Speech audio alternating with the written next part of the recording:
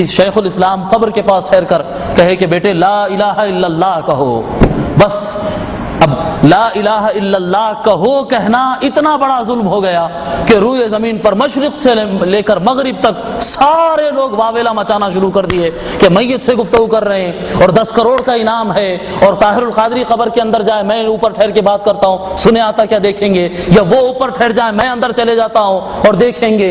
انا للہ و انا الیہ راجعون. کس بات کی سزا دے رہے ہو, کس بات کی مخالفت کر رہے ہو کہ اس بات کی مخالفت کر رہے ہو کہ طاہر القادری نے کہا لا الہ الا اللہ کہو, لا الہ الا اللہ کہو, اس کا اتنا سزا دیتے ہو تم؟ کیا جواب دو گی اللہ کے پاس جبکہ مصطفیٰ خود فرما رہے لقن الموتى لا شہادت لا الہ الا اللہ. ابو ہریرہ میتوں کو نصیحت کرنا کہ لا الہ الا اللہ پڑھو, یہ مصطفیٰ فرما رہے لقن الموتى لا شہادت لا الہ الا اللہ. پھر فرما رہے ہیں کیوں, خود حضور ریزن بھی بتا رہے ہیں فإنها تهدم الذنوب هدما.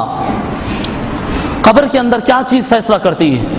پیسہ, رشتہ داریاں, تعلقات, ریلیشنز, پوسٹ, شہرت, کیا چیز کام دیتی ہے قبر کے اندر؟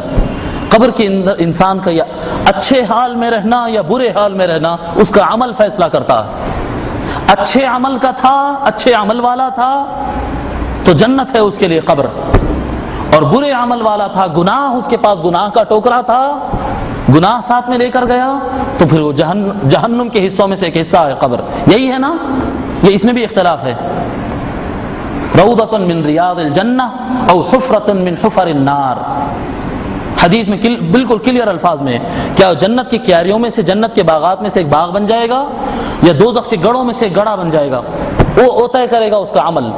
پھر آگے آقا صلی اللہ علیہ وسلم اس حدیث میں فرما رہے ابو ہریرہ میتوں کو لا الہ الا اللہ کی نصیحت کیا کرو فإنها تهدم الذنوب هدما, کیونکہ وہ جو گناہ ہوتے ہیں وہ سارے گناہوں کو خطرناک طریقے سے منہدم کر دیتے اور ڈھا دیتے ہیں. لا الہ الا اللہ کی وجہ سے گناہ ختم ہو جاتے ہیں. جب میت قبر کے اندر جاتے رہتی ہے اس کو پریشانی صرف گناہ سے رہتی ہے. ابو ہریرہ گناہوں کو توڑ دینا, اس کو جا کر نصیحت کرو کہ لا الہ الا اللہ کہے, یہ مصطفیٰ کہہ رہے ہیں. نصیحت کرو میت کو کہ لا الہ الا اللہ کہے, کہ جب وہ لا الہ الا اللہ کہہ دے گا تو سارے گناہ منہدم ہو جائیں گے اور پھر دوزخ کا گڑھا نہیں, جنت کی ریاض الجنہ, جنت کے باغات میں سے ایک باغ بن جاتی ہے قبر. یہ ہے لا الہ الا اللہ. اتنا بڑا گناہ کیا ہے طاہر القادری نے, شیخ الاسلام نے اتنا بڑا گناہ کیا ہے, ہنگامہ مچا ہوا ہے. نوجوان, اچھا یہ بڑی تعجب کی بات ہے, ضمناً بات میں بات آ گئی تو بول دیتا ہوں میں کہ کسی باہر والے کے الزام لگانے سے یا باہر والا کچھ بھی اگر بول دے تو اپنے بڑوں سے متعلق کیسے شک میں پڑ جاتے ہیں. جیسا کسی نے شیخ الاسلام کے خلاف طاہر القادری صاحب کے خلاف بول دیا, الیاس عطار صاحب کے خلاف بول دیا, اختر رضا خان صاحب کے خلاف بول دیا, یہ جو بھی علماء اہل سنت ہے, مفتی خلیل احمد صاحب کے خلاف بول دیا, جامع نظامیہ کے خلاف بول دیا, جے شاکر نوری صاحب کے خلاف بول دیا, جو ہمارے بڑے لوگ ہیں, جو بھی علماء ہیں, جو بھی ہمارے بڑے لوگ ہیں, جو بھی علماء ہیں, ہم سنی ہیں اہل سنت والجماعت کے لوگ, ہمارے اپنے اکابر اہل سنت ہے.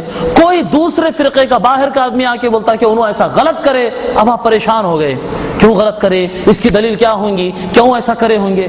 ارے آپ باہر والے کے کہنے سے پریشان کیسے ہو سکتے؟ نہیں, اگر کوئی چلتا پھرتا روڈ پہ چلنے والا آدمی آ کے بولا آپ کا باپ غلط آدمی ہے, آپ پریشان ہو جاتے؟ آپ پریشان نہیں ہوتے, آپ بولتے منہ سنبھال کے بات کر, میرے باپ کو بول رہا ہے. نہیں, ایسا ہی ہونا چاہیے نا. بیٹا اتنا تو وفادار ہونا چاہیے نا باپ کا, اپنے بڑے کا اور اپنے باپ کا اتنا وفادار تو ہونا چاہیے کہ کوئی خلاف میں اگر بولے تو سن کے پریشان, ارے ہو میرے ابا خراب کیوں ہے, میرے ابا بہت گندے کیوں ہے, میرے ابا بہت ایسے کیوں ہیں, یہ سوچنا چاہیے اس کو, یا سامنے والے کی زبان کو تالا ڈالنا چاہیے اس کو, کیا کرنا چاہیے؟ کوئی آپ کے باپ کے خلاف بولے تو نہیں سن سکتے آپ. یہ علماء آپ کے تو ہم سب کے تو باپ ہی ہوتے ہیں نا, علمی اعتبار سے, روحانی اعتبار سے, ارشاد اور ہدایت دینے کے اعتبار سے, تو یہ تو ہمارے بڑے, ہمارے باپ ہیں. کوئی آتا ہے ان کے خلاف بول دیتا ہے, سارے سنی بچے پریشان, سنی بچے پریشان, ہاؤ ایسا کئی کو کرے ہوں گے, ارے حدیث میں ایسا ہوں گا بھی کیا, کیوں پریشان ہو رہے ہیں؟ ان کے علماء, ان کے لوگ اگر دوسرے فرقے والے غلطی کرتے ہیں تو آپ بولو ہاں ہو سکتا ہے, ہمارے علماء اگر کرے تو ہم تو یقین رکھتے ہیں نا اہل سنت والجماعت برحق ہے, اہل سنت والجماعت صحیح راہ پر ہے, تو اس کے جاننے والے غلطیاں کریں گے؟ ایسا پریشان نہیں ہو جانا. کوئی کچھ الزام لگا لے آپ مطمئن رہنا اپنے بڑوں پہ اپن مطمئن رہنا, کانفیڈنس رہنا. وہ نہیں کرتے غلط, وہ قرآن اور حدیث ہم سے زیادہ جانتے ہیں. یہ شیخ الاسلام نے کیا. اب بالعموم ہندوستان اور پاکستان میں ایسا نہیں ہوتا, بارکس میں ہوتا, میرے محلے میں ہوتا. بارکس میں آپ آئیے, کوئی میت بغیر تلقین کی دفن نہیں ہوتی. میت کو دفنائے, مٹی ڈال دیا, بیٹھ جاتے. وہاں کے ذمہ داران ہوتے, وہ بیٹھ کر پھر تلقین شروع کرتے ہیں کہ اے ابن آدم اور اے اللہ کے بندے کے بیٹے, اب تیرے پاس فرشتے آئیں گے, وہ تم کو ڈرانا نہیں, فلا یفزعاک ولا یہولاک ولا یخیفاک, تم کو ڈرائیں گے نہیں, تم کو پریشان نہ کرے, تم استقامت سے رہنا, ڈرنا نہیں. فاذا سألاک عن ربک وعن دینک وعن نبیک, اگر تم سے سوال کرے وہ تو اپنے پروردگار کے بارے میں, اپنے دین کے بارے میں اور رسول کے بارے میں, فقل اللہ ربی والاسلام دینی ومحمد صلی اللہ علیہ وسلم نبی, تو اے میرے بیٹے یہ کہہ دینا, تم یہ کہہ دینا کہ اللہ میرا پروردگار ہے, اسلام میرا دین ہے, اور محمد صلی اللہ علیہ وسلم اللہ کے نبی اور رسول ہے, میرے نبی ہے, میرے آقا ہے, یہ کہہ دینا. اور پوری تلقین ہوتی, 10-15 منٹ کی تلقین ہوتی, سارے لوگ ٹھہرے ہوئے رہتے. اگر یہ اسلام میں نہیں ہے تو یہ علماء اور یہ سارا سلسلہ کرتے آ رہا ہے نہیں. اب کیونکہ ہمارے پاس یہاں پر رواج نہیں ہے, پتہ نہیں کیوں نہیں ہے, حالانکہ حدیثوں میں تو ہے, ہونا چاہیے بھئی. اجتماعی طور پہ نہ کرے, لیکن ایک آدمی تو تلقین کرنا چاہیے, اور میت آواز کو سنتی ہے.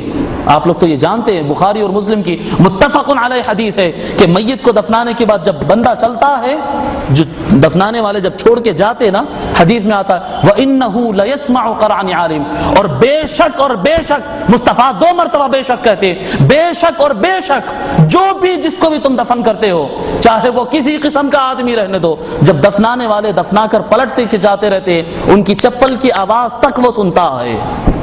چپل کی آواز آپ کو سنے آتی مٹی میں چلتے وقت؟ نہیں, بات کرتے سو آواز آتی ہے, پتھر پہ چلے تو پھر بھی چپل کی آواز آتی, مٹی میں چپل کی آواز آتی. حضور صلی اللہ علیہ وسلم فرماتے ہیں قبرستان میں مٹی میں جب تم دفنا دو اور پلٹو, تم پلٹ کے تم چلو, میت کو چپلوں کی تک آواز آتی ہے, تو تلقین کی آواز نہیں جاتی. اب وہ نالائق لوگ کہتے ہیں کہ وہ ایک قبر کے اندر جائے اور ایک قبر کے اوپر ٹھہرے, ایک اندر جائے اور ایک اوپر ٹھہرے, اور دیکھیں گے آواز ٹرانسفر ہوتا ہے. ارے عالم برزخ کو عالم شہود کے برابر کیسے قرار دے دیا تو, کم بخت جی. یہ دنیا اور وہ دنیا ایک ہی ہے جی؟ کیا عالم برزخ قبر کے اندر کی دنیا اور اوپر کی دنیا ایک ہی طرح ہے؟ بخاری اور مسلم میں آتا ہے کہ 2 فرشتے آنے والے ہیں. اب تو یہ بھی کہہ آگے کہ میں کیمرہ لگاتا ہوں, دیکھتے ہیں کون سے فرشتے آتے ہیں. ارے بابا, دنیا الگ ہے, وہ عالم الگ ہے. یہ جسمانیت والا عالم نہیں ہے, عالم یہ شہود کا عالم نہیں ہے, وہ یہ عالم ناسوتی نہیں ہے, وہ عالم برزخ ہے, وہ عالم برزخ ہے. وہاں پر تم فاصلے پر چلتے رہتے ہو, اس کو پیر کی تک آواز آتی ہے.